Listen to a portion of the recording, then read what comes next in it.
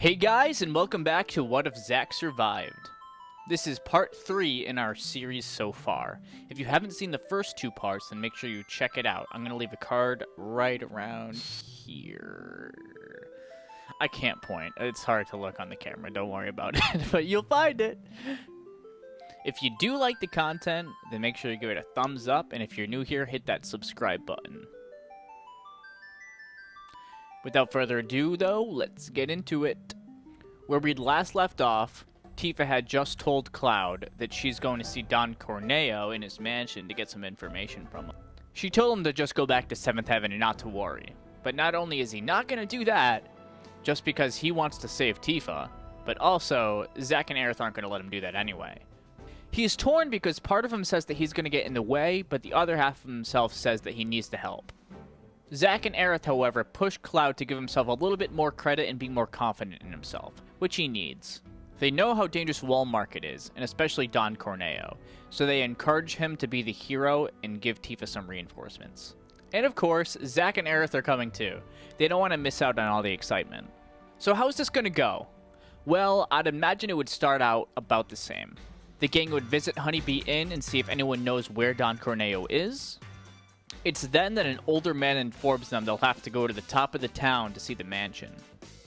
That's where Don is. Once they finally make it to the mansion, the Goonies in the front tell them that no dudes are allowed. Don is not into dudes. Ladies only. Plus, they need to get approved by the trio. That's right, we're going to add some FF7 remake in here. Now, this is one of the few times where Cloud actually speaks up and wants to force himself in, but Zack and Aerith hold him back. Aerith says she has a plan, and while Zack doesn't know what this is, he decides to go along with it anyway for now. You want us to do what? Zack and Cloud yell in unison. Yeah, Aerith says in a bright tone. Then we get a, Well, I'm not going to back down from a challenge. from Zack. And following that, Cloud reluctantly agrees. In order to get into the mansion, they're going to need approval from either Chocobo Sam, Madam M, or Andrea Rodea. Well, where do we find the trio? They make their way through Wall Market, first finding Chocobo Sam at the front. They notice the Chocobo wagon that Tifa rode in on, and decide to ask what's going on with Don and if there's any way that they can get in tonight. Sam says he wants nothing to do with it, plus Tifa would be steep competition for them. Well, off they go to find more of the trio. Let's go back to Honeybee Inn to see if Andrea Rodea is there. I see. I'm terribly sorry, sir. And that's gonna be a no. He's way too busy tonight. Only place to go now is Madam M's. Once there, Madam M goes off saying they're not getting anything out of her until they get a hand massage. This is a business. She says she wants both of these boys in the room, one after the other. Good thing they both have some money thanks to the missions from Avalanche. Zack does not have as much as Cloud though, so he's gonna get the poor man's massage. Meanwhile, Cloud gets the luxury massage, really wanting to impress Madam M to get everything situated so he can go save Tifa. Now that they're nice and loose, she decides to talk to them about how they can get approved by the trio and go see Don. She'll only help, however, if you help her first. To do this, it's time to go to the Corneo Coliseum. You'll have to become the champion of the night and get those winnings, even though you're not going to get to keep them. They're all for her. Plus, they might end up impressing anyone who's there, too. Always good to get good rep. Now that they're down there, they all decide to go in as a team. Aerith makes sure of it too, since she wants to have some fun. Cloud and Aerith end up being the ones on the front lines here, just because Zack wants to stand back and let Cloud do most of the fighting so he can get stronger here. It'll be good for him to improve his skills against other people. Though it is quite easy for him, because he is, Mako enhanced. The bonus round, though, is a little bit crazy thanks to Hell House. Once they weaken it enough, Zack decides he has to jump in for the final blow. Just couldn't resist it. And once he finishes it off, they all walk away from the explosion all cool-like, hearing the victory music play in the background as they strike their poses. Andrea watches from the crowd, quite impressed with Zack and Cloud. Though Chocobo Sam, however, is pretty pissed off that he lost his bet. After this, the party heads back to see Madam M. Like she promised, she's going to help out by giving her endorsement. Though, it's just a piece of paper with a signature on it and a stamp. But then she says Aerith can't get selected if she's dressed like that. Like what? What's wrong with my outfit? She asks. Cloud remains silent, but Zack says she looks just fine. Madam M brings up the fact that Cloud helped with Sector 5 a little bit with Aerith, so she's gonna help a little bit too. What comes around goes around. So it's not gonna be anything crazy. He could have done better. After that, she says to leave him to their business, go have a boys' night out, and see Sam. So they do, and Sam gives our boys plenty of stuff to do. Starting by going to the gym. Zack absolutely demolishes everyone at the gym in squatting competitions. With enthusiasm. After this, they head over to the clothing store since Sam said the owner needs some help. I guess the owner's father is in some slump. They're gonna have to help him out. After leaving the store, they run into some guy named Johnny. Quite the exuberant man with bright red hair. He says he recognizes Cloud for when he was running around town with Tifa helping out. And any guy who gets that close to Tifa, he could learn from. So, he decides to follow Cloud and Zack around. They don't get a say in it. Cloud is pretty annoyed with this guy already, but Zack is okay. They end up getting over to the bar, and they meet the father of the owner. He says he lost his inspiration in a bet to the owner of the materia shop. Once there, the shop owner says if you want the inspiration, you're gonna have to get the sauce. The sauce? Zack and Cloud ask. Cloud looks visibly concerned with this request as well. Johnny is getting a little bit more annoying to Zack now. His patience is slowly depleting throughout this adventure. They learn they have to go to the hotel. That's where the sauce is. They successfully obtain the sauce from a vending machine, though no one really knows why this is a big deal. Not even Johnny, though he does pretend that he knows. Once they make it back to the materia shop, the owner informs them that he doesn't actually have what they need, and that they have to go talk to the restaurant owner now. The restaurant owner wants to know why no one likes his food anymore. So Zack says, okay, I'll try it and I'll let you know. But he gets sick. This means Johnny and Cloud have to go out to get some medicine, because Zack can barely even move. Though luckily there's a pharmacy not too far from here. Cloud is thrilled about this. But anyway, they grab the medicine and then end up doing some deliveries for the pharmacy worker, since he has to stand there and watch Zack so he doesn't hurl everywhere. That didn't take too long. And while Cloud isn't being as much of a hard ass, since he doesn't have that same wall that he had in the original story, he's still showing a little bit of that side to Johnny. Once they get back and Zack is all better, the pharmacy worker rewards them by giving them the inspiration. A VIP card to the Honeybee Inn. So that's the inspiration. Okay.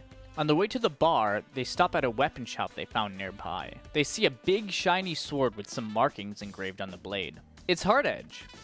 Both of the boys really want the sword, but neither of them can afford it right now, so they'll have to come back later. Those massages, man. They finally make their way back to the bar and return the VIP card to the clothing store's owner's father. And with that, they've helped the people of Wall Market, and they've done everything that Chocobo Sam has asked for. So they decide to head back and let him know. As Zack and Cloud are discussing things with Chocobo Sam, the gatekeeper from the Coliseum come up to them and say, "You gotta get back to the Coliseum right now." They still have business there. Turns out that the crowd enjoyed the performance so much, they want an encore. Even though they're down one singular Aerith, Zack and Cloud decide to go anyway to get their cred up with Wall Market. Now it's Zack and Cloud up against two bombs. But before these enemies explode, Zack and Cloud defuse the situation.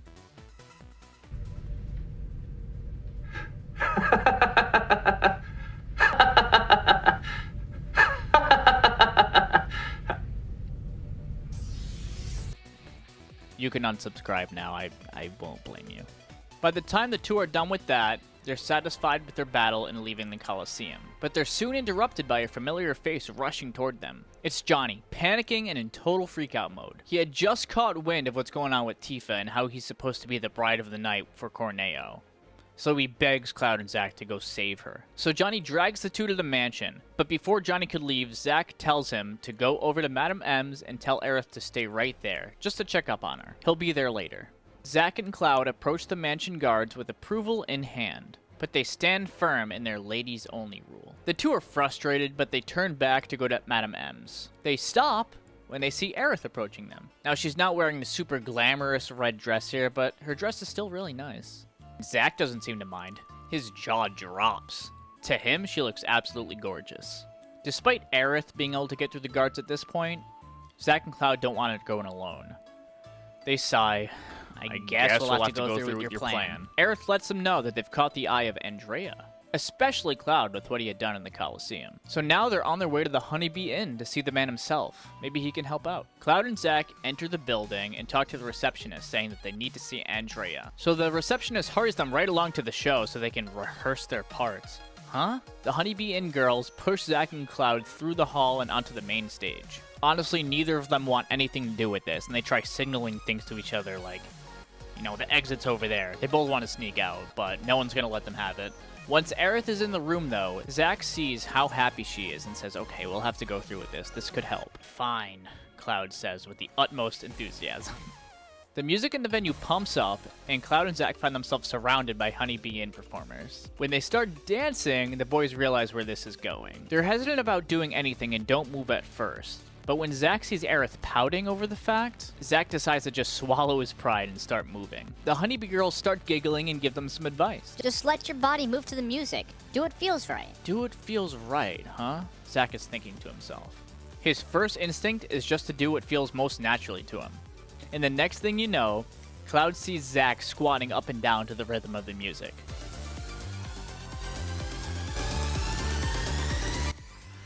Hoo boy. Before this whole performance turns into a train wreck, Cloud decides he's gonna look around to see what other people are doing and try to mimic that. When Zack finally catches on, he sheepishly decides to stop squatting and tries to match up with Cloud. After a while, Andrea Rodea appears on the stage and pushes Zack and Cloud to break their limits with his expert move. After a while, Zack and Cloud do start getting into it, but more likely they just kind of want to get out in one piece. By the end of it, Zack and Cloud are out of breath, but Andrea says he's quite impressed and he was right to keep an eye on them. From on stage, they see a very delighted Aerith, who's clapping for them. Andrea says that he's willing to give his approval to them too so he can get past the mansion guards. Zack and Cloud are swept by the Honeybee girls. It's time for a makeover. They emerge looking like totally different people, a complete glow up. Cloud is wearing his best dress from the remake, tiara and all, while Zack gets the darker, second best dress. They both look absolutely gorgeous. Now that they're all dressed up and ready to see the dawn, it's time to get to the mansion. Zack and Cloud are not pleased to be looking like this in public. Though Aerith can't hide her delight in seeing them like this, she's loving every second of it. She tries to start a conversation with them, but neither of them are having it. After everything, they finally make their way back to the mansion entrance, where they find out only 2 people can get in. That's the whole point of the trio. 1 endorsement per person. But the goons say they really like the cutie with the blonde hair and the tiara. Ooh, and I love that girl with the scar across her cheek. Now that's Sexy. Aerith is taken aback by this, but they tell her not to worry, they'll come back for her. Plus, who could deny how attractive they are? Really? Says Cloud. Once in there, the man at the desk tells him to stay put. But as soon as he leaves, they try to go find Tifa. They eventually spot her in what looks like a dungeon that you would find in a Shin Hub video. Zack is the first one to approach. Cloud is trying to stand back and not make eye contact until things are explained.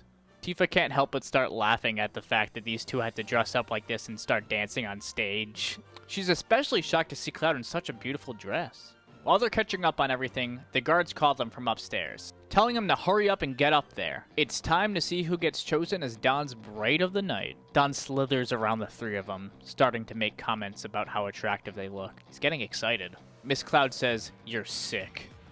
And he gets a little too excited by this, saying, "Ooh, she's got a mouth on her."